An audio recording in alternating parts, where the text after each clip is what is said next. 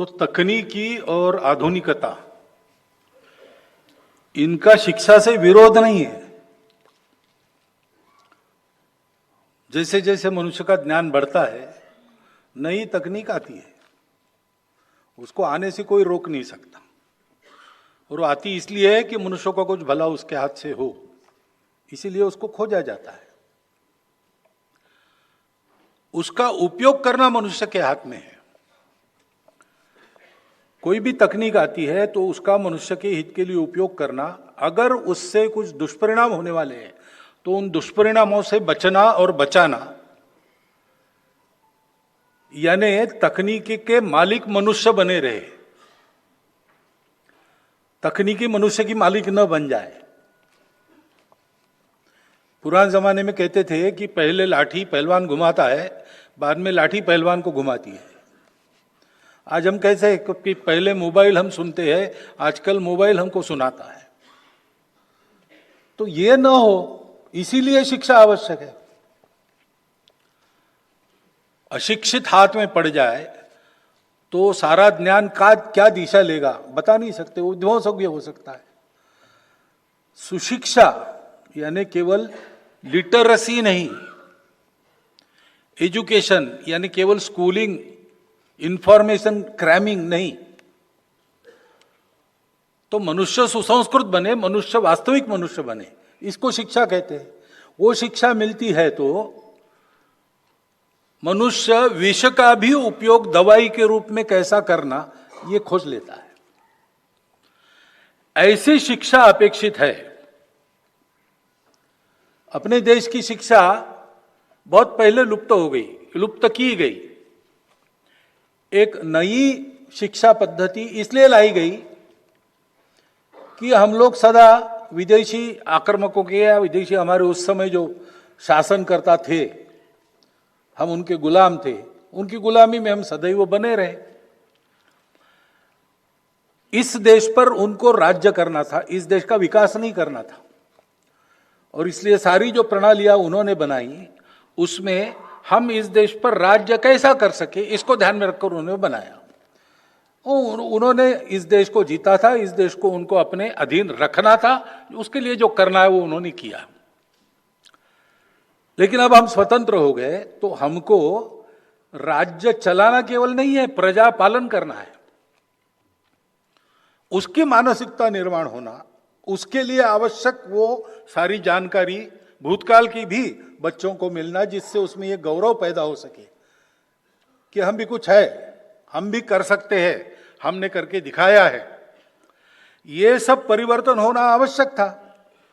थोड़ा बहुत होते होते पिछले सालों में और इसका अवेयरनेस ज़्यादा बढ़ा है, और इसलिए नई शिक्षा नीति में ये सारी बातें लाए, ऐसा प्रयास चल रहा है। कुछ कुछ बातें हो गई ऐसा मैं सुन रहा हूं, कुछ बातें होने वाली है। लेकिन शिक्षा में ये प्रणाली इस प्रकार बदलना, प्रशासन में भी इस प्रकार की प्रणाली बदलना ये आवश्यक है। उदाहरणार्थ मैंने सुना, अब वो पुरानी बात है, अब होगी ऐसा नहीं। नागपुर में, मैं नागपुर का प्रचारक था, तो एक सज्जन आ गए, वहाँ इनकम टैक्स कॉलेज है, केरल से आए थे, आईपीएस कैडर के थे। वो कार्यालय ढूंढते ढूंढते आ गए और हम, मुझे अटल बिहारी वाजपेयी से मिलना है। तो मेरे कार्यालय प्रमुख वो यहाँ नहीं मिलेंगे। नहीं, यहाँ से उनके पास मेरा संदेश जा सकता है। तो वो जनसंघ का कार्यालय, नहीं उस समय बीजेपी थी, बीजेपी का कार्यालय है, वहां जाइए। तो उसने कहा वहां गया था, वहीं से यहाँ भेजा है। तो अब क्यों भेजा मुझे मालूम नहीं, मैं नागपुर का प्रचारक था इसलिए मुझे मेरे सामने ही उनको भेज दिया। मैंने कहा आपको अटल जी से काम क्या है? तो मुझे एलएक्यू करना है। क्या एलएक्यू करना है? तो उनका कहा मैं केरल से आता हूँ, केरल में हम लोग अपनी वेष्टी मुंडू वो लपेट के, एक कुर्ता पहन के, हाफ शर्ट अथवा फुल कुर्ता वो पहन के हम ऑफिस में जाते हैं, ऑफिस में काम करते हैं। पुलिस वाला हूँ इसलिए कभी कभी वर्दी में जाना पड़ता है, जाता हूँ। यहां मैं आया, नागपुर इतना गर्म प्रदेश है, गर्मी के दिन भी थे वो, मैं ऐसे ही वेश में गया तो मुझे डांटा गया कि you have to follow the etiquettes और ड्रेस कोड है। तो मुझे लगा ठीक है, तो मैंने जाकर खादी भंडार में कुर्ता पैजामा जैकेट सब खरीदा, वो पहन के गया। उनका ये नहीं चलता है, ड्रेस कोड ऐसा है, पूरा सूट चाहिए, कोट टाई वगैरह वगैरह सब। तो मुझे ये समझ में नहीं आया कि यहाँ नागपुर में गर्मी के दिनों में ये कैसे चलेगा भाई, हम तो उबाल उबाल कर आलू हो जाएंगे अंदर ही अंदर। तो मुझे एले क्यों करना है कि ये कब बदलेगा। तो जब मैंने फिर उनको बताया, अटल जी को क्या पत्र भेजो, वहाँ दिल्ली में जाओ, यहाँ से वो बीजेपी का कार्यालय अलग है, बीजेपी अलग है, हम अलग है, सब समझाया। वो मान गए, अच्छे थे, गए होंगे पता नहीं। लेकिन इसकी चर्चा मैंने की तो लोगों ने बताया कि हमारे प्रशासनिक सेवा में ड्रिंकिंग एटिकेट्स सिखाए जाते हैं। अब ड्रिंकिंग एटिकेट्स ठीक है, पाश्चात्य देश, ठंड देश है, वहाँ ये उपाय करने पड़ते होंगे, तो वहाँ उसका एटिकेट भी है।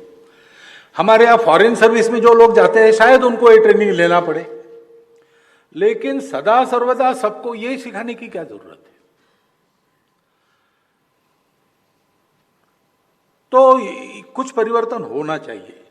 सब ऐसा ही है ऐसा मैं नहीं कह रहा हूं, स्वतंत्रता के बाद कुछ तो बदला ही होगा, क्योंकि अब लोगों का पालन भी करना है, लेकिन अभी भी गुंजाइश है।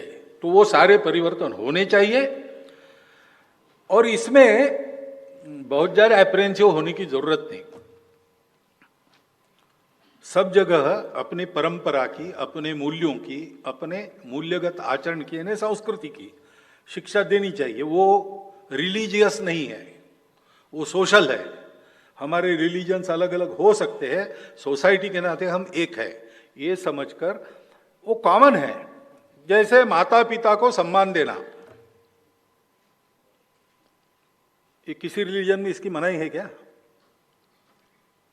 बड़ों के सामने नम्रता रखना, अहंकार के अधीन नहीं होना, आदि आदि बातें एक विशेष है और अलग दिखती है।